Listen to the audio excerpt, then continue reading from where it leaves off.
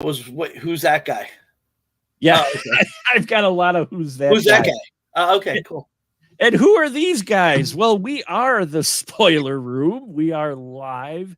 And yes, folks, it is that time once again for us to venture down the stairs, pull up a chair, and pop our favorite drinks as we talk movie spoilers. We are putting an end to a Scarred Faces a month. And tonight, we're looking at Lady Scarface from 1941. And tonight I have a wonderful crew with me to discuss this interesting black and white, I guess, World War II gangster film of sorts. I mean, it's during 41, so that's in history, I guess. Yeah, kind of. Yeah. I didn't do well in history. Leave me alone. Anyway, first off, we have back again with us talking some scarred face gangsters. It's another Mr. Joe Randazzo is with us again. Hello, Joe. Hey, everyone. Glad you could be here. And the man who keeps coming back for more, but I keep testing his grit. I think I'm testing his grit more and more with these last choices. And we might have that test just a couple more times this year. It is none other than the man, myth, and legend himself, Mr. Ian Simmons. Hello, Ian. How are you? I'm doing great. And, Mark, you're not, if you're trying to get rid of me, you're not. I'm not. You're going to have to ask me to leave because I would never do that. Subjecting me to these movies is not going to do it. It drives me a little batty, but I'm not going to, not going to exit stage left.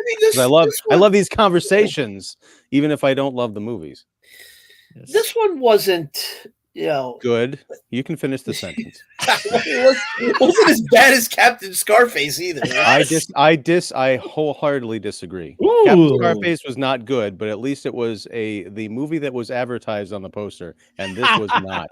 That know what? You have a point on that, and we'll get into that because this was definitely not the movie. Yeah, no, it isn't. And we'll definitely get to it. So, Joe, go ahead. Give us a synopsis of Lady Scarface. I think you bought it. Yeah, I actually bought it because I was like, well, when you put up the list, I already had Mr. Scarface on DVD. Uh-huh. I had the original Scarface and the remake of Scarface. I had Captain Scarface on like a box set of like 50 action movies. And I was like, well, fuck it. Let me just get Lady Scarface. So. Did you buy a DVD or something, or did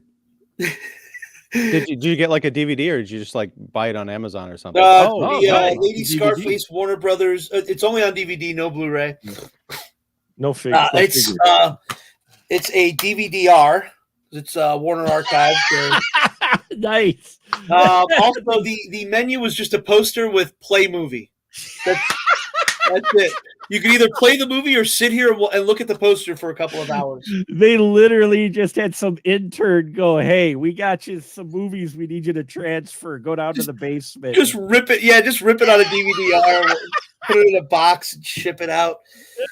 Stage tightness, Dame Judith Anderson, who, by the way, does not get top billing in her fucking movie. No, she doesn't.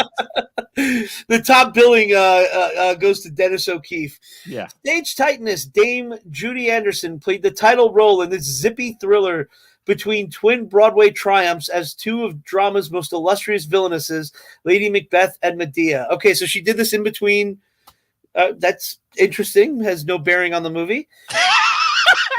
The hunt is on for Chicago criminal mastermind Slade Anderson, the sinister genius behind a series of daring and deadly robberies.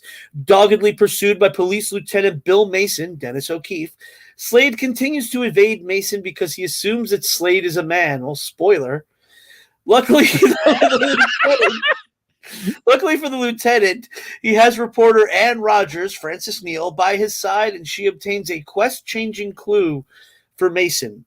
An envelope stuffed with Slade's stolen loot and addressed to Mary Jordan, care of the Leonard Shelton Hotel. Mason and Rogers head for New York to set a trap for Slade, only to find an unexpected Mary Jordan claiming the envelope.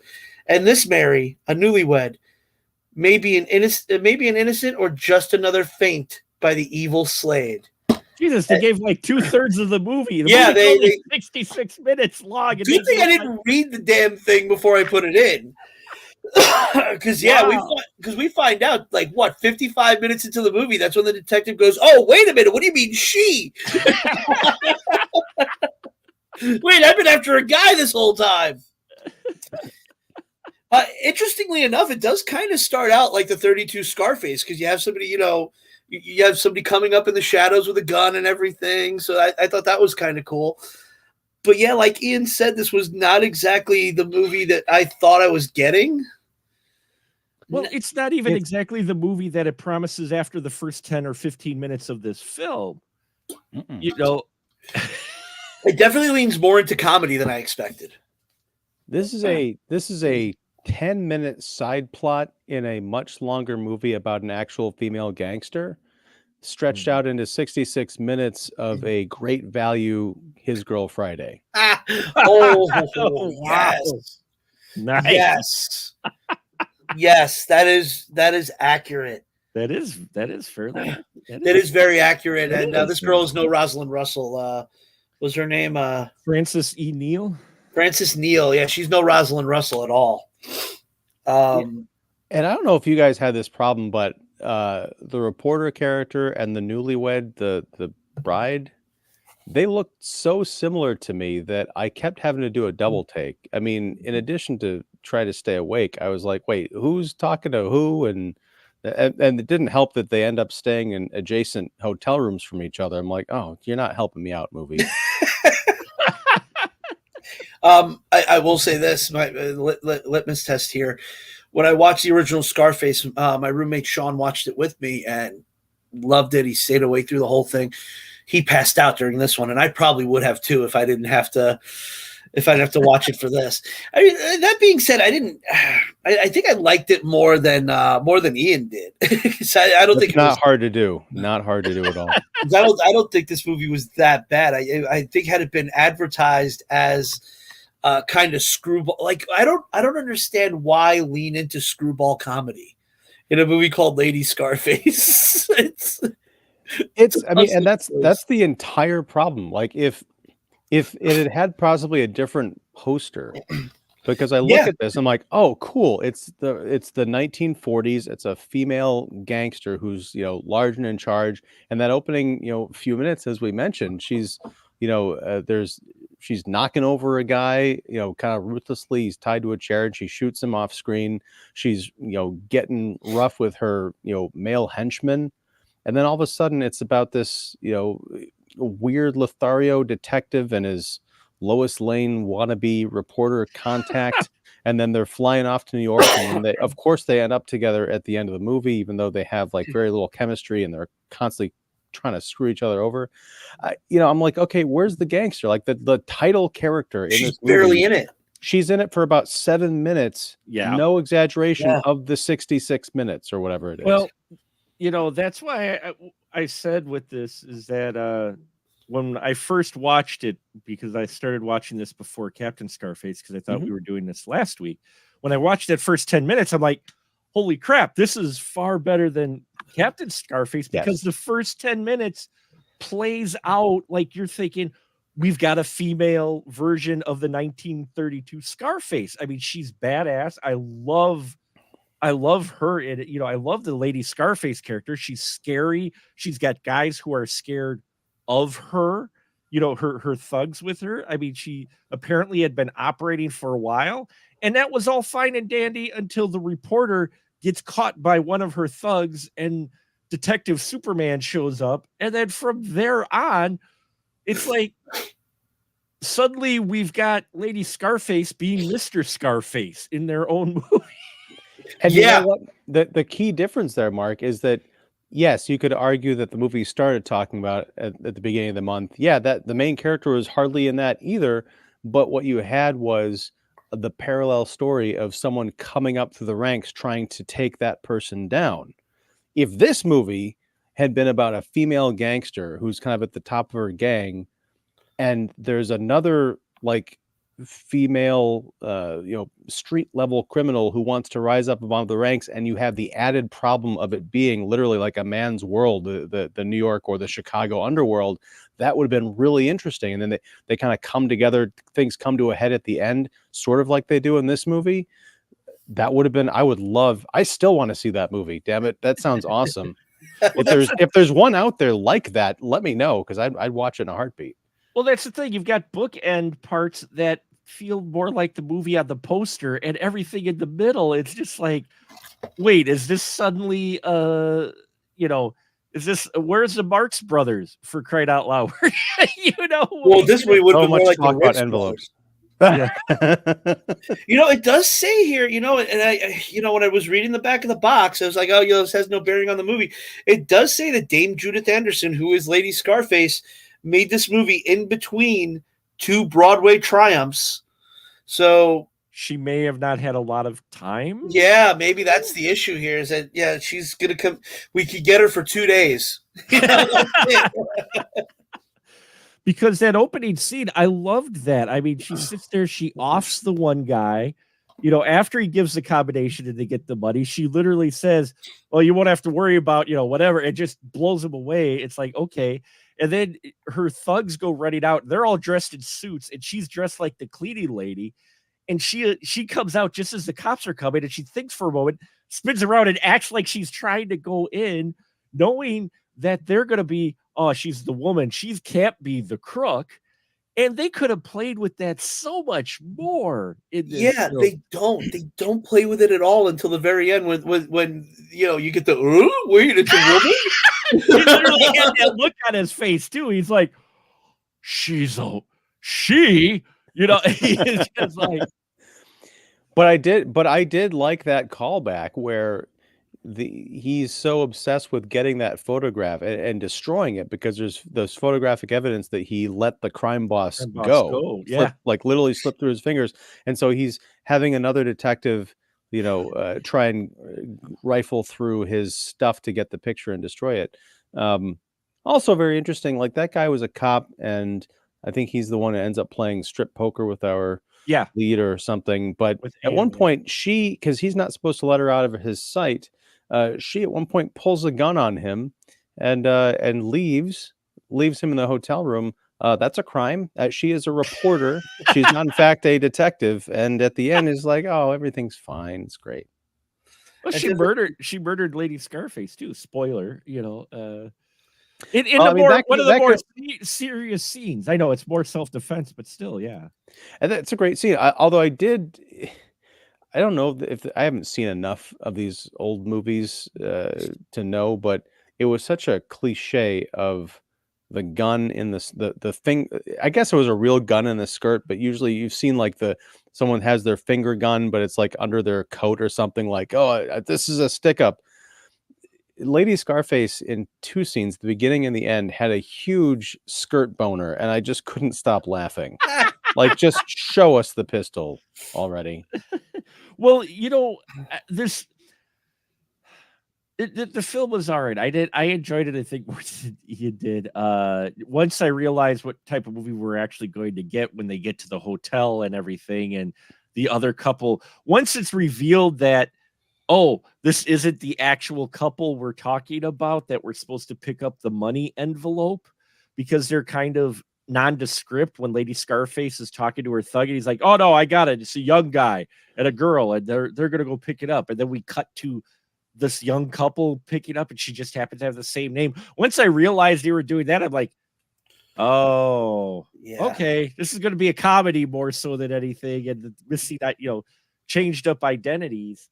But and the thing is, this movie all of a sudden gave me hope when Anne pulls the gun on the cop, because he's going through her purse looking for that photo. Just for a minute, I thought maybe she was actually in cahoots with Lady Scarface, because she plays it. She plays it so seriously, though. When she pulls the gun on him, like, she gets very stern and not like, ha ha, woo, like she is come on, that's the way she is, like, most of the film. Like you said, this Lois Lane crossed with Jimmy Olsen is the way she is in here, until this point when she's got the gun and she pulls it on the cop to get out of the room. I'm like, oh, is she actually, like, has she been playing it the whole time? Or, like, that would be a hell of a twist. That would have been a hell of a twist, yeah. And I was kind of hoping that it was like, oh wait, she actually is. some badass, and she's like is she just like hanging around with this guy because he's like some dumb schlub? Nope, it was just well, you know, either have her be in cahoots with Slade or a competing crook, like she herself was going to go after and get the money, you know. But no, we don't get. No, what you do is you pull a combination Kaiser Soze and Padme Amidala, where Anne is the real Lady Scarface, the real mastermind, and then the Lady Scarface is just literally the face of the operation who looks like, you know, criminal number one, but she's pulling the strings. Damn it. And that would have been interesting. Look, again, that would not have been 66 minutes, though. That's a much longer movie. No, it's not. Given how much time they waste throughout this 66 minutes, you could have pulled that off. And here we have it once again, the spoiler room trend of rewriting the films we watch. You know, it's actually funny because when I messaged you guys, I just got home, I'm throwing the movie in. Wow, only 66 minutes. This movie doesn't waste time. And Ian immediately responded, I forget what it was that you said exactly, but it was something to the effect of, "Oh, it does. It wastes a lot of time." And no, I think I said it depends on your point of view or something. That's what it is. Yeah. And I was like, "Oh, okay, that can't be good." And you guys are right, and I totally get where Ian's coming from. If this film delivered what the poster in the first 10 minutes of this film altogether give you, you're like in, but then it goes into this rom-com almost situation with the cop and the reporter, and you're just like, wait, where's the badass villain? Oh, she's pulling a Mr. Scarface sitting in her hotel looking at papers. Here's what it is, Mark. It's like I paid to go see the movie Heat, but I got a ticket to see The Heat with Sandra Bullock and Melissa McCarthy. Both are cop movies, don't you know? Yeah, this kind of felt like a parody of like. It did feel like, oh my god, it felt like the front page mixed with Scarface. Mm-hmm. And it. Because they've got this gimmick in here as well. And folks, we're not exaggerating how it's like two different films. Beginning and end are different films in the middle because the gangsters use this gimmick of putting in a want ad and they mention a dog. And it's how they signify which hotel the money envelope is going to be at, which actually, for 1940, okay, this is kind of but then they apparently don't count on the fact there's a guy who's actually selling dogs in the area who keeps showing up with different dogs to sell because he saw the want ad. And I'm like, wait, what? I thought this was a gangster movie. Yeah, that confused me at first. And I'm like, oh my god, they're gonna do this gag again, aren't they? And they did it again. And they did it again.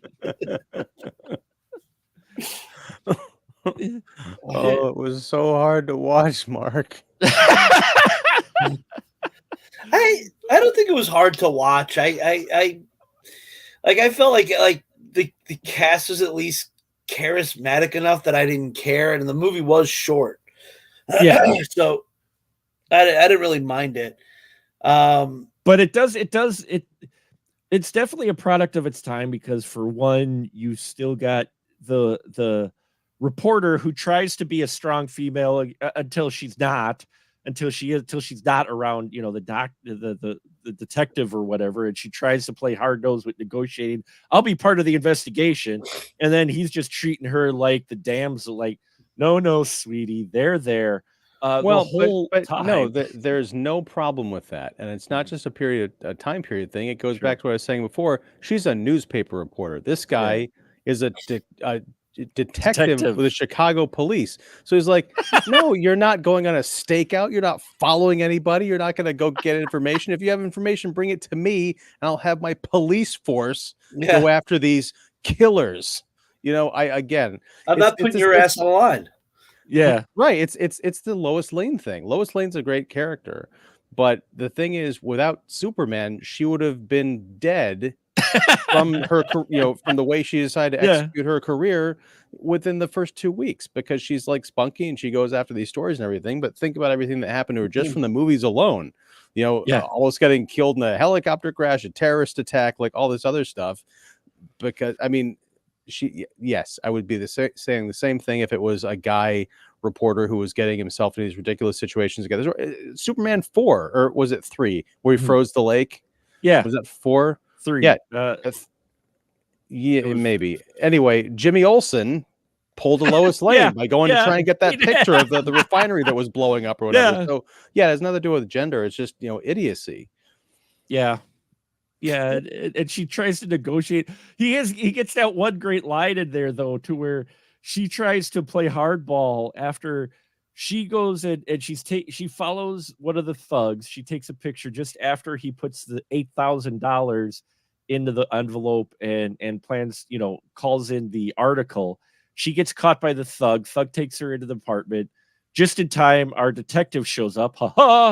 And she's like, "Oh yeah, well, I saw where he put the evidence. If you want to know where it is, I'm going with you on this stakeout." And he's like, "Okay, fine. Where is it?" And she literally opens the drawer and shows it. He's like, "Well, I could have found it."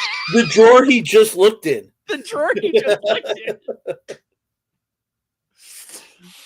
And I just love how he was just like, matter of fact, he's like, "I could have found that."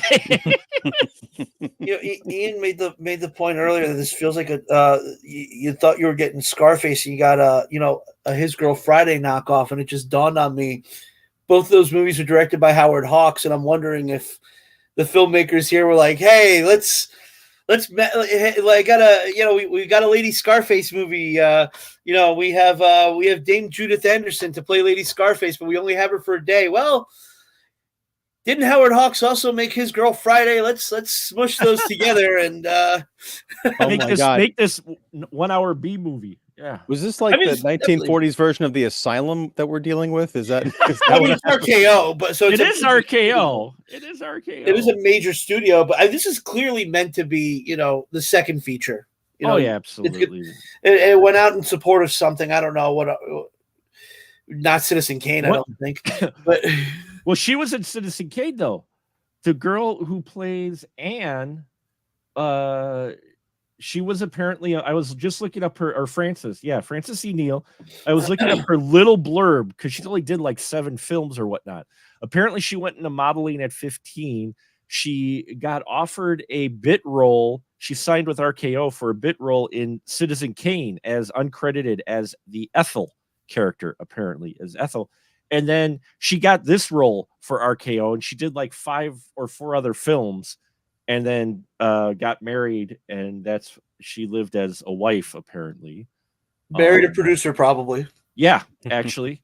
But yeah, I mean that's the career trajectory for a lot of these women who went into doing these bit roles or got signed to a studio contract, and then it's like it's not working out. But this producer over here thinks you're hot, so he'll marry you. Well, the director. 3, 6, 9, 10 movies and 1 TV show he directed altogether. This was his middle film. Take a look, because his name sounds familiar. Frank Woodruff. He did Curtain Call was his first film in 1940, and then Cross Country Romance, Wildcat Bus, Playgirl, Repent at Leisure, then Lady Scarface, Cowboy in Manhattan, 2 Senoritas from Chicago, Pistol Packin' Mama, and Lady Let's Dance are his films. Yeah, that's the only film of his I've seen. So, Mark, if I just looked at titles in this guy's filmography before watching Lady Scarface, I probably would have known that this would be the type of movie it was, and I would have politely bowed out. Oh, come on. You're from the South, though, a.k.a. Illinois. It's the South to be. So 2 Senoritas from Chicago, does it, spark your interest? I'm just saying, when I hear those kinds of titles and I see Lady Scarface, I'm like, oh, yeah. Yeah, this seems like this was his stock in trade here, is making these kinds of B movies, basically. I mean, B movies, yeah, but kind of these almost comedic Mm-hmm. The genre for Lady Scarface just lists crime, and it should list comedy. It should. There is an attempt at making a comedy in here. Of course, we're looking at, and we just mentioned it, that's 61 minutes or 66 minutes long. He cranked out 3 movies a year for 3 years, and then he stopped, and then came back and did the Bigelow Theater series in 1950. That's it. That's what this guy did. But for like 3 years, he just did a 3-year contract with RKO, just to make these films. I guess it's good work if you can get it. I mean, that's a crazy schedule to maintain. Yeah, especially back then. I mean, even for a 66-minute movie or whatever, that's cranking. Yeah. 3 movies in a year for 3 years, 9 movies in 3 years. That's a hell of a. I mean, back then it was also, it wasn't very auteur driven. It was like you didn't have a lot of John Hustons. You had more people like this guy who's just going to show up on Monday and be like, here's the script. You're doing Lady Scarface. You start shooting on Wednesday, and just make sure it's at least 3 cans, 3 reels. Give me 3 reels. Make sure it's at least 3 reels long, and we're good, and that's it. That's more like television. Nowadays, like they get on like a franchise like NCIS or some nonsense. Has anyone ever done like a slasher picture with really great rat-a-tat dialogue called His Girl Friday the 13th? Well, no, but now there should be. Yeah, we should do it. Yeah, we'll get sued by Victor Miller and Sean Cunningham, both of them at the same time. Bring them together, and they can finally give us a Friday the 13th movie. Hey, I die on that sword. There you go. It's like, why'd you guys make this? Well, it's to bring them together. It's really give them a common enemy. but oh man, a couple of scenes in here, I'm just like, wow. Like there's this one scene in the cop shop where they've absconded the reporter's camera and everything, and she's at the desk trying to get it. And our man, Bill Mason, gotta love that name, decides, let's mail this envelope and I'll go down there and wait for someone to show up and grab the envelope and then we'll get slayed. And he comes out and he gets the stamp and he insults Ann Rogers and he's like, stick your tongue out. And then he uses it to lick his stamp. I'm like, wow, man. And then her response is, peppermint. I'm like, wait, what? I'm like, oh man, come on. She should have said, asparagus. Sorry, what? Pineapple. No. Sorry. Yeah, I mean, Bill Mason just it's like this guy, he's just this nuisance. Oh wait, I love you. At one point, I'm just like, because they do a little bit of, I will give them props for the little bit of a creative direction where they're sitting on the couch being voyeurs, listening to the young couple say sweet nothings to each other. And they use that dialogue to reflect the what the two characters are, what Anne and our Lieutenant Bill Mason are thinking. I liked that little segment. I thought that was, they also point out how cheesy everything he's saying is. Yeah, there's that too. They're self-aware about the dialogue, which is kind of funny. And that's, I guess my issue with that is that like, it felt like a lot of these movies, like we talked with Captain Scarface last week, that the main characters, the man and the woman in these movies, they got together at the end because that's what happens in these movies. It doesn't matter if you build up any kind of relationship or sexual tension. All of a sudden, it's like, oh, this is what we're doing now. That scene that you mentioned would have been great if this was, the season 3 episode of Cheers with Sam and Diane. Will they or won't they?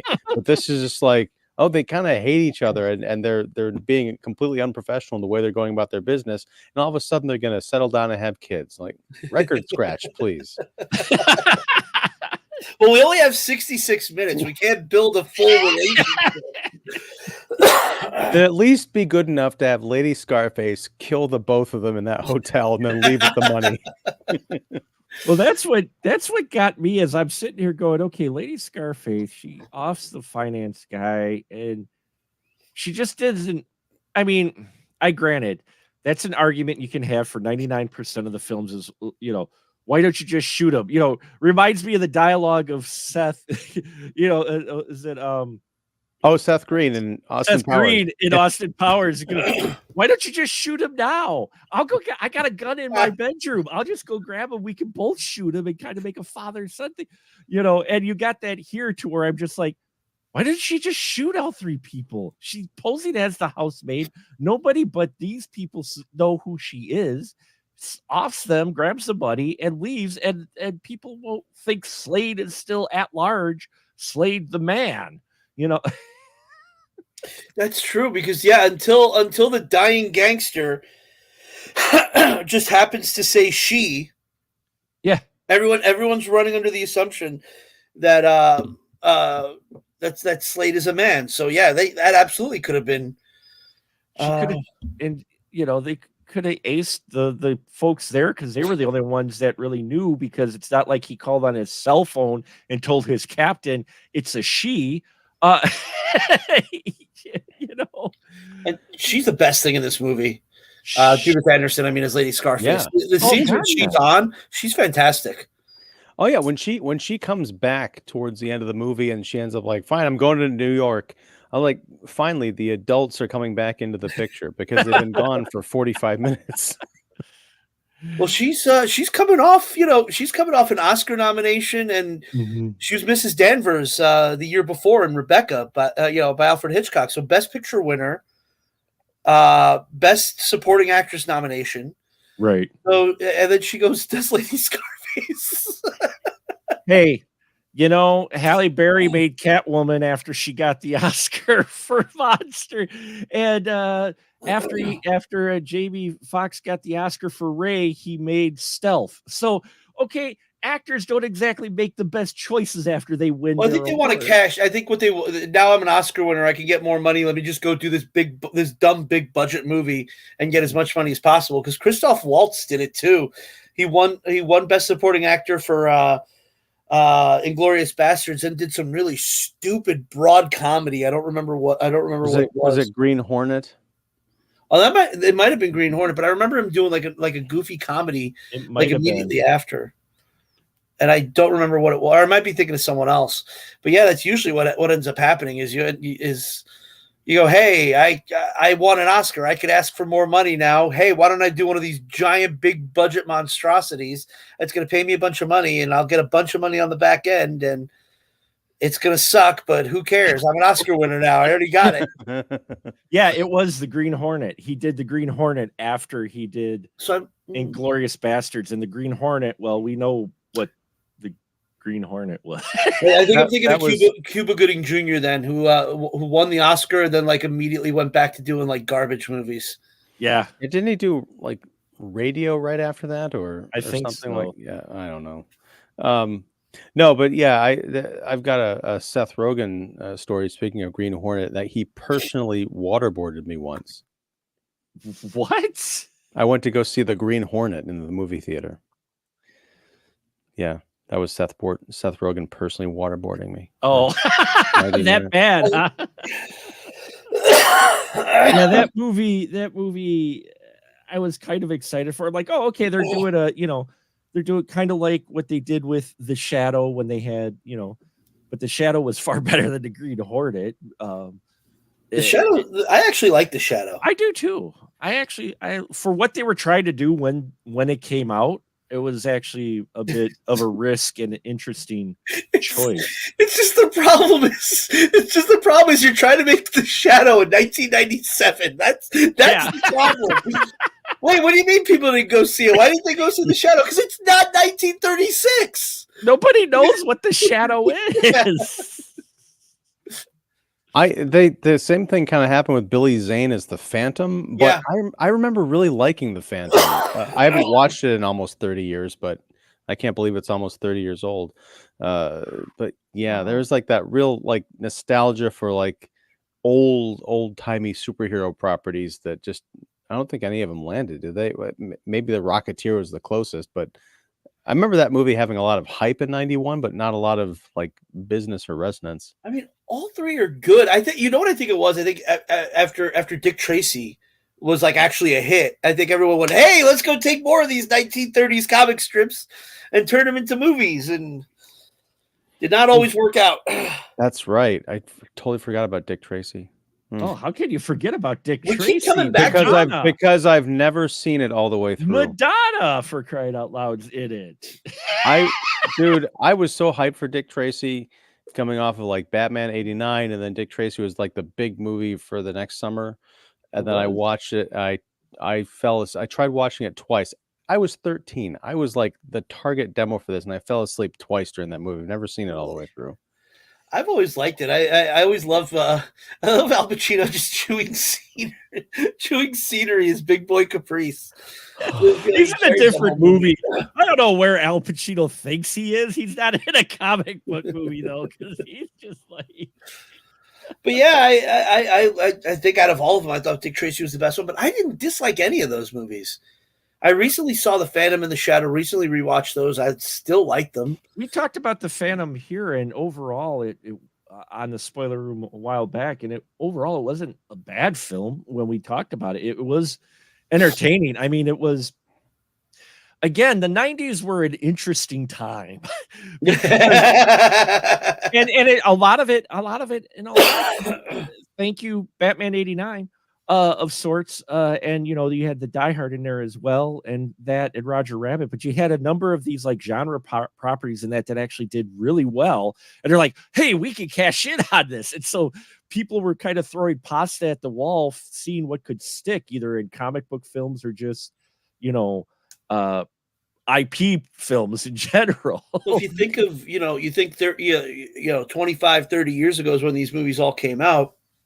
So you're thinking it's going to be guys in their, 50s and 60s who grew up reading those comic strips and watching, because I have a mystery movie box set that has like 4 Shadow movies from the 30s. I've still have yet to watch them, but it's probably a lot of those guys who are just like, hey, when I was growing up, there was the Shadow. When I was growing up, there was, there was the Phantom. There was, there was Dick Tracy. They were all like, yeah, let's do this. One of them hits, and they just kept trying.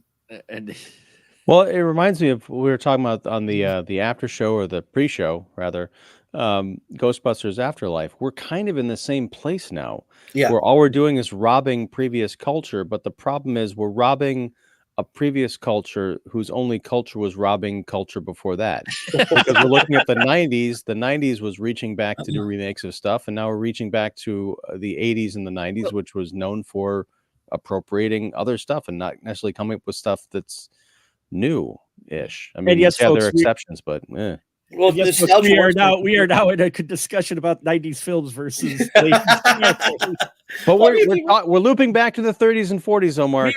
We are, because if you think about it, the way nostalgia has always worked, it's always been like 30 years, 25 to 30 years later. Yeah. Is like in the 80s, there was a big boom of like 50s culture. And then in the 90s, you had the big 60s swing. In the early 2000s, Woodstock 94. Yeah. Woodstock.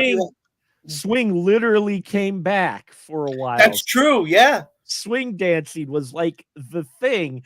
And, the Brian Seltzer Orchestra, which I have their album because I listened to it in the 90s quite a bit, suddenly made it huge because swing was back in the. Oh yeah, Big Bad Voodoo Daddy and Squirrel Nut Zippers and all that. Yeah. Oh, yeah. And then you get to the 2000s, and all of a sudden you start seeing remakes of Texas Chainsaw Massacre, Last House on the Left. It works in like a 30-year cycle. Yeah. And I think what it is, the kids, the people who are kids, 30 years later, they're in their 40s. They now have disposable income. So all of a sudden, in the early 90s, you started to have these older bands start to do arena tours again because they're able to sell them out, because the people who were kids listening to them are now grown adults with disposable income that can go spend the money to go see them again. So I think that's just the way the way nostalgia just works in general. So whenever anybody is always complaining about, oh, they remake this, remake that, I'm like, that's always been the case, man. John Carpenter's The Thing was a remake of a movie from the 50s. But And I think the key difference between, like, because they also remade The Thing in 2011. yeah. But what the problem is, or the Those key are to Carpenter's Thing is from 1982, also 83. We talk about the Scarface remake, both Howard Hawks remakes. Is you take something that was of that era and you adapt it to the new era that you're in. Yeah. I mean, with Ghostbusters, the one that came out a couple of years ago, and now with Afterlife, which no one's seen yet, so I'm just assuming it's just a modern movie, kind of like slapped with this Ghostbusters branding and modern special effects. Not really, like, it has no reason to exist. You get the feeling with The Thing that John Carpenter was like, I really like that thing from the 50s. I could do something different with it, make it really kind of gruesome and scary and about something larger. Whereas this is like, yeah, we got the rights to Ghostbusters. Gotta keep this IP going.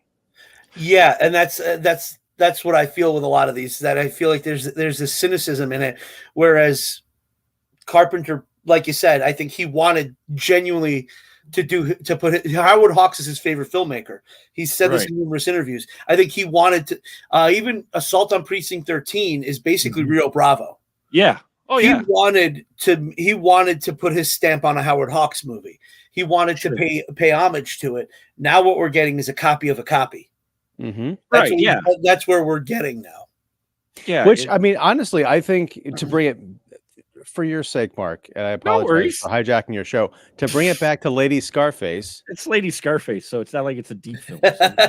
No, but I mean, but think about, these kind of alternate ideas we were coming up with, talking about like how this movie could have worked for us in a way that it didn't, some more than others. But yeah, remake this movie now. Set it in a contemporary setting. I mean, hell, you could even take it out of the realm of like crime. And like a few years ago, it was probably 20 years ago, someone was talking about doing a sequel to Heathers, but it'd be like, I don't know how that would work, because a lot of the Heathers were dead at the end of that movie or doing something else. But like, what if it took place in Washington? Like the mean girls from high school ascended to the heights of power, and they had to be dealt with on that level. Do something like that with Lady Scarface in the business world, or something like that, or even crime. I don't know. But there's so many possibilities here that you could take a really obscure movie from the 1930s and remake it. And people are like, wow, this is so daring original.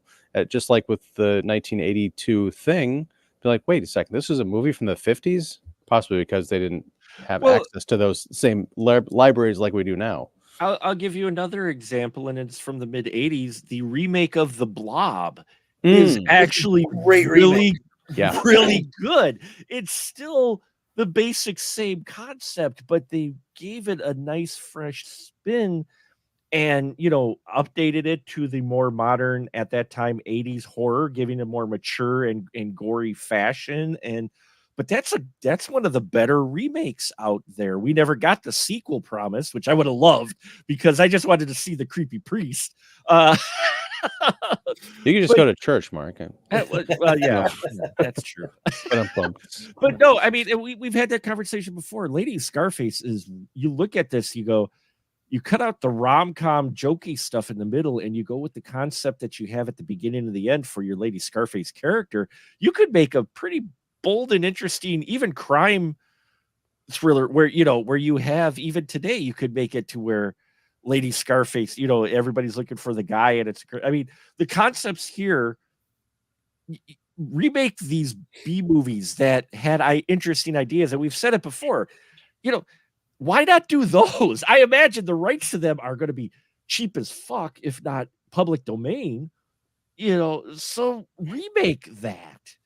I mean, you don't need necessarily an IP, and you're bringing it to a new group of people who say they don't watch films past 2000 anyway. It's why is 2000 the cutoff? Because it's got zeros. Because it's got zeros. It's an even number with zeros at the end, so it's a good. Like, even go back to the 70s. I can understand somebody being like, I can't watch that stuff from the 40s. because it's an entirely different style of filmmaking. But Well, I mean, 70s you can't do. Well, I mean, I don't know. I mean, It because seems arbitrary to cut it off at 2000s. Like you can't watch a movie from the 80s, really? well, it's tough because I'm thinking like when I was a kid, watching movies from the 80s, I wouldn't necessarily want to watch something from the 50s or the 60s because it's the 80s were cooler and gorier and stuff like that. I did develop an appreciation for those when I was a little bit older, but are you because kidding? 2000 is almost 25 years ago now, so we're Thank you. looking back. We're in the nostalgia loop. We're coming right up on it. God help us. No, I didn't mean to cut you off there, Ian. I'm just saying, do you know how much Ma and Pa Kettle and Francis the Talking Mule I know? Because we had the tradition. Mom would take me to church, whether or not I wanted to go. She'd take me to church. We do church sermons, Roman Catholic. If the priest didn't do his 2.5-hour sermon like he did one time, dear God, that's where you even had the devout going. But after that, we get home. We get TV dinners. We cook TV dinners. We turn on Channel 18 in Milwaukee, and we watch either Ma and Pa Kettle they would play, or they would play Francis the Talking Mule. And I ended up watching those, and I ended up watching other old films because my dad would watch them as well when I'd be out there. We watch new stuff too, but I guess I learned some of the more classic black and white films. I watched them more because I kind of had to, because the parents dictated a bit what we watched. Well, I mean, that's actually how I came across Mr. Scarface. My dad, came over from Italy in the 70s, and he liked a lot of these crime movies. A lot of spaghetti westerns and a lot of these crime movies. I remember having copies of some of them on VHS, and I'd be watching them with him. And that's how that would introduce me to Umberto Lenzi before I even got to the first Umberto Lenzi movies I saw were his crime films. It wasn't until I was a teenager that I suddenly sought out Cannibal Ferox and Eaten Alive and Nightmare City and all that stuff. But that's often how it goes, Well, it's also, I mean, this is probably a much longer conversation, but we're also talking about eras in which the way people consumed media and the access to media that they had is completely different. I mean, it's like the difference between 4K HD and the first motion picture projected on a screen. Because I mean, back in the 80s, I mean, to your guys' point, you had parents who introduced you to stuff, but now we've got the entire history of everything that's available to watch anywhere in people's pockets. So it's information overload. So if you come to some kid and say, hey, you want to watch some, come to like the average 20-year-old, you want to watch some obscure Italian film from the 1970s starring actors who are all dead, and you might have heard of one because he was in a Batman movie, or do you want to watch Saw 6 or Scream 6 or reality TV? And you're like, well, that other thing sounds kind of cool, but this is something more I can probably relate to better. Yeah. True or false? Because Mr. Scarface is an awesome movie, even by modern standards. But yeah, I don't blame people for not being into the quote unquote old stuff, and the fact that the old stuff the definition is shifting, partially because I think we're getting older, and classic rock is now Creed, for Christ's sake. But yeah, it's a conundrum. I don't know how we get out of it. But that's why when these IP things keep rolling out, it's like, look at the slate of what Marvel has for the next 3 years. I'm like, I don't want to watch any of it. No, don't look at that slate 5 years ago. Don't look at that slate. Go back to RKO 40s films and grab any number one of these, like Lady Scarface, and go, hey, can we spin this and give it a bit more of a modern flair and use this? And honestly, a lot of these 1930s properties we were talking about, like the Phantom, Dick Tracy, they're all going into the public domain in like the next like 6 or 7 years. So there can be somebody, because I know everybody's doing it with these stupid, Winnie the Pooh and Mickey Mouse horror movies. If you really want to do a decent detective story, you could go remake in 5-6 years. You can remake The Shadow. You could play with all these old IPs that at this point, in a way, we grew up with. I mean, they weren't as successful as they were in the 30s, but we got our Shadow movie, our Phantom movie, our Dick Tracy movie. I don't think The Rocketeer was actually an existing IP. I think that one was created by Disney. So don't tell me Rocketeer.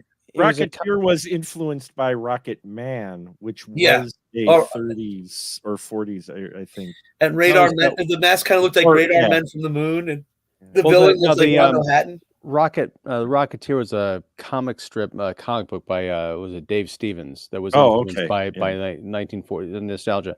But no, you just, it was okay. Yeah, that's you just put something in my head, man. Will these movies go into the public domain? I want to see remakes of them. I want to see. Can you imagine a team up movie with Dick Tracy, the Phantom, and the Shadow? Oh my God, I'd watch that. The three of us would watch that. But I mean, look, the Nicolas Cage Spider-Man, the nostalgic Spider-Man from the Spider-Verse movies was a huge hit, right? Mm-hmm. There is a way to contemporize these characters by playing up what makes them kind of nostalgic and cheesy, but also putting them into a context. I mean, you could do it even like a Kid in King Arthur's Court type of thing, where you've got a kid who travels back in time through some portal to the 1930s, and he just happens to be in a world where you've got the Phantom, the Shadow, and Dick Tracy running around. And I don't know, he has to help them solve a crime, so they help him get back to his own time.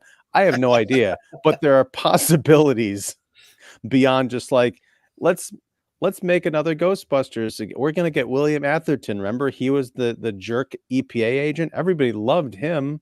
Let's get him again. Well, and I mean, if you look at a film like Lady Scarface, and even the other one, like Captain Scarface, we talked about it last week, and a few of these other, especially these noir type films, or they think they're noir, but in any case, themed or whatever with the style and everything. I think there's room for today to bring some of those types of films back, in all honesty, because look at how popular some of the things that are on streaming have that noir feel. The detective, a True Detective, you mean? True Detective show, which is in 4th season. Each story is a bit different. I haven't watched all of them, but a few of the episodes that I watch, I'm like, this is classic noir detective stuff. I mean, it's a bit grittier, but still. Well, it's always morphed. Like the noir. Once they started making the noir film, it never really went away. Mm-hmm. It morphed, and it has its cousins in the giallo, and then the erotic thrillers in the 80s and 90s were very noirish. A lot of times it was. It was very Double Indemnity like, where you had somebody getting involved with a dangerous woman, only it's the 80s and 90s, so now Kathleen Turner can take her top off. Right, yeah. And we're not, we could actually show the sex. Like if you watch the remake of The Postman Always Rings Twice. Mm-hmm. That's basically what I mean. That one literally went from being a 1940s noir to the remake being an erotic thriller with Jack Nicholson and Jessica Lange. So I mean, that's kind of where it kind of went, and now it's moved into television. The noir has moved into television because that's where you can make this kind of thing, because they're not expecting to make $250 million on it. So now you get like your True Detectives and stuff like that. That's true. And then, I mean, this film, Lady Scarface, you're right, is not what it's promised to be. By the way, this is very much the perfect tribute to Lady Scarface, because we talk about it at the beginning. We're going to wrap it up at the end. And we didn't talk completely off the rails in the middle. Just like Lady Scarface. Just like the movie. Just like the movie. We're going to... It was all planned, folks. It was all deliberate. This was definitely, this was absolutely... We were trying to get back on track, but... and then the train derails. No. It's just at the end of the day, there's interesting parts of it, but it's not that interesting a movie. And like Ian said, if we got in the movie that the first 10 minutes promised and the poster promises, we'd all be like raving about it, because that first 10 minutes are great and the climax is very, very good. but it's just, why are we watching this romantic comedy in the middle? Well, I mean, it's, in all honesty, it suffers. You would think it's evolved in Hollywood today, but Hollywood of 2024 still falls on some of the same problems that Hollywood 1941 does. You get a lot of movies that don't pick a lane. Lady Scarface doesn't pick a lane, a tone to be in. It starts off, oh, hey, we're going to be this crime, send up gangster film, 1941. Hey, 10 years since Scarface, Lady Scar, we're going to do that. And then, either you had a producer or someone goes, we can't have it that serious. There's tensions in the real world. We got to make it this kind of oddball comedy of sorts with these two, our two leads. And then they get to the end and like, oh, well, we'll end it with the, more serious thing.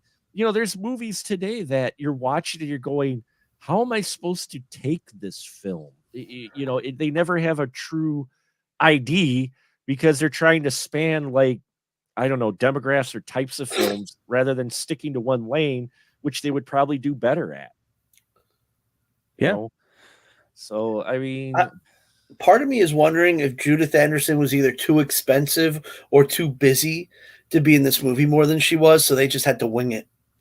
I wouldn't doubt it. I mean, if she was doing Broadway between these, it's I mean, it literally says on the back of the box she made this movie in between two huge hits on Broadway that she starred in, and this is the year after Rebecca. Mm-hmm. So maybe it was just, look, I got a lot of. Fine, I owe you a movie. I'll I can give you. When you say it was made between those, it feels like it was literally made between her, like, running between theaters, like during her right. It might have costume been changes or something. I don't know. It might have been. You might not be far off that she didn't have that much time. I mean, there's very little.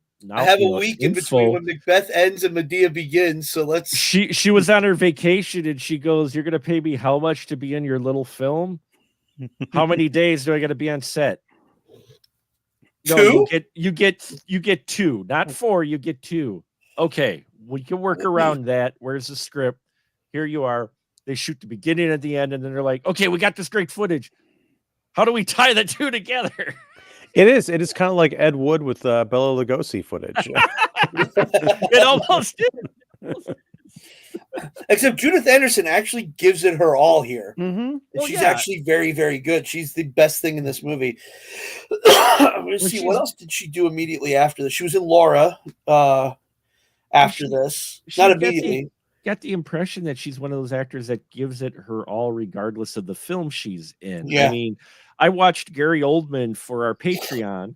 If anyone's watching, my $1.25. I buy that for $1.25 special episode where I review Dollar Tree pickups. One of them was called Mary, which was a film that stars Gary Oldman in it. It's like this little film that I think got some buzz because it was written by the same person who wrote The Shallows, which is far older than it should be. When I looked up the date that film came out, I'm like, I just saw that movie. Anyway, Gary Oldman's great in it. I mean, he's like acting like he's in some big budget Hollywood film, and Mary has a little bit of budget behind it, but it's not really a big film. It's like this little psychological, little paranormal thriller that he's doing. And I'm like, he's really good at this. I mean, he's the best part of the film, so he's one of those actors that doesn't phone it in, even if it's some small, not big budget film that definitely is not going to get any awards. Well, that's why he's one of the best. Maybe that's what Anderson was like too, is like she still didn't cash it in just because the artiste in her wouldn't let her, Yeah, I'm still going to give it my all. I guess the thing that probably most people watching this would probably know her from is probably Star Trek 3, The Search for Spock. She was a Vulcan high priestess. Yeah, really? That's why I recognized her. Now I know why her face. I recognized her because I watched 3 way too much. Well, I watched the whole Star Trek series except 1 way too much, because 1 put me to sleep. So it's a long freaking ship, okay? And that they were building while they were shooting. So let's just put it that way. So there you go. I've seen a lot of movies I've seen. Yeah. So there you go, folks. Lady Scarface. We started off with a bang and end with a whimper here with our scarred faces, but hope it got you interested in the films, or at least looking back at some of these older gangster films, because some of them were very interesting, like we've covered here earlier this month. Now, next month, February, is our Solid Alibis month, where we're looking at films with the word alibi in them. We're looking at Dark Alibi from. We're going to get problematic right at the beginning. Yes, we are. Yes, we are. I put that right at the front of the month to get that out of the way. They go right into Charlie Chan. Oh boy. I haven't even looked these movies up. I just know that. You haven't? Titles, but no. Oh, Dark Alibi is a 1946 Charlie Chan film. It's gonna be wonderfully problematic. Starring Swedish actor Sidney Toller as Charlie Chan. I can't wait to talk about that one. So then we'll have our pre-code film, which is Alibi from 1929. Then we'll be looking at the third Alibi from 1961, and then a more modern film, Lies and Alibis from 2006. So that's next month for our Solid Alibis month.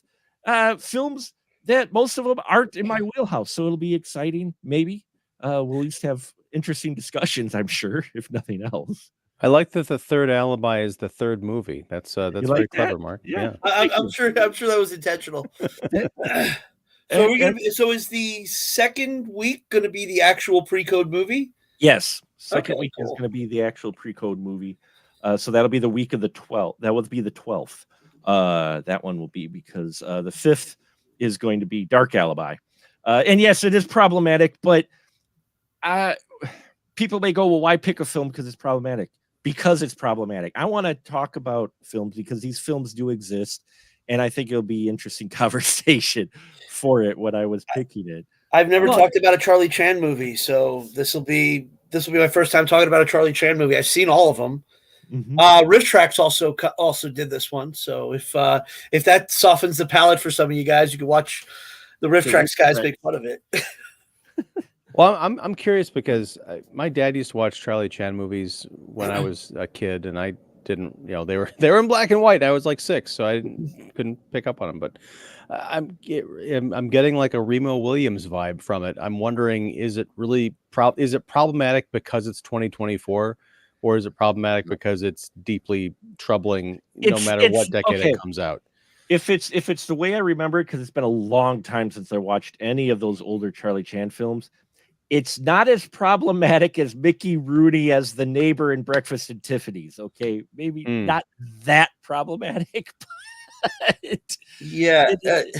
like ultimately, like the Fu Manchu movies are more problematic. Yeah, than the Charlie Chan movies, because there was at least like misguided as it is.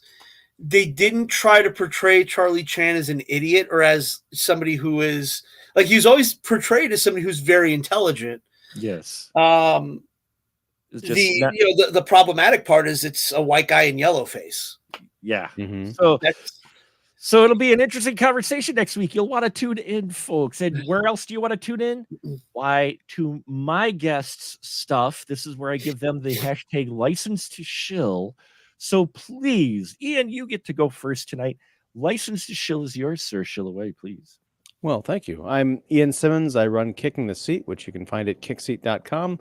But mostly I'm on YouTube. Just look up Kicking the Seat on YouTube and you'll find me there. Do interviews and roundtables and reviews and all that good fun stuff. So yeah, come swing by, hang out, like, subscribe, all that good stuff. So thank you, Mark. And I'm also here on Mondays talking spoilerific movies with you and Joe. This is great. And Joe, yeah, and I very much appreciate it. What's that interview that you just had? Well, it is coming out on Wednesday, if I can pull it all together. I'm not going to say what it is yet, Mark. Okay, fine. Leave them in suspense. Fine. The bottle behind me, you might notice my J&B Scotch is now in a very different looking. It's in a case right now, and there's this weird ink all over it. So, did you get it signed? Maybe you'll have to find out on Wednesday. Ooh. So there's a delicious teaser for all you folks. Check out Kicking the Seat. Yes, kickseat.com. And Mr. Joe Randazzo, what do you got for us tonight, sir? I am still with the Literary License Podcast. We're going to be doing a couple of Batman episodes next week. We just recorded Southbound and wow, I can't believe I'm blanking. I'm doing so much stuff right now. We just did I'm looking it up right now. We just did Southbound and Sin City. In a couple weeks, we're going to be doing Return to Oz and Oz the Great and Powerful. And then we'll be doing Twilight Zone, the movie, and Night Gallery. So those are going to be the upcoming episodes for that. And yeah, you can check us out wherever you listen to whatever podcast. We're on basically everything. So yeah, check us out. And he's putting in those frequent flyer miles between New York and Chicago. My ears are still not popped back from that flight. Oh man, a week ago. It's awful. Oh, we thank you for muscling through, especially with this film. So yes, folks, check out the Literary License Podcast. I'll have links for that and Kicking the Seat in the description of this podcast. And for me, I've been doing a little work, not a lot of work, but a little work. There's 4 interviews, going to be 5 interviews up after the end of this week that I did. I did interviews. The most recent ones I did last week were I interviewed Timothy J. Cox, who's been an indie film actor who I've followed for at least about 7 years now. He's done a lot of short films, so we got to interview him and talk about his work as an indie actor. And then I talked to Joe Castro, who is a veteran special effects artist in the indie scene. He's also the key effects guy on Blood Feast 2. He worked with Herschel Gordon Lewis on that one, and we got to talk about that. And I got to talk about, it's not often that happens, folks. Yes, the critic who was a bit critical about the director's film gets to talk to the director about the film that he was critical on. So that was an interesting conversation. It was all very pleasant and friendly, and it was a wonderful discussion. And dropping this week, I got to talk to Ezekiel Drew and Joe. I'm going to murder his name, Joe Monroe. I believe that is how you pronounce it. If I did mispronounce it, I apologize. But they're 2 stars in a film called Happy Birthday, which is making the festival run right now. It's a Wisconsin-made post-apocalyptic drama that was very interesting. It's themed with a pandemic, so of course, because that seems to be the common theme lately. I don't know why. So look for all of that to drop, as well as 4 or 5 reviews, a written review, and whatever else I come up with. So, and one more thing, just pardon my shill, it's showing. But if you are an indie filmmaker out there, especially from the Midwest and Wisconsin, the Sawdust City Fright Fest is accepting submissions now. We started last week. We already got like 12 or 13 submissions in. So check it out, Sawdust City Fright Fest. We are on Film Freeway. You just give us a search there and you'll find it. Submissions are open until the end of May. So very excited for that and doing that for another year. So that's about all I got. Enough of me babbling. Until next time, folks, we'll just say good night, everyone. Good night. Good night.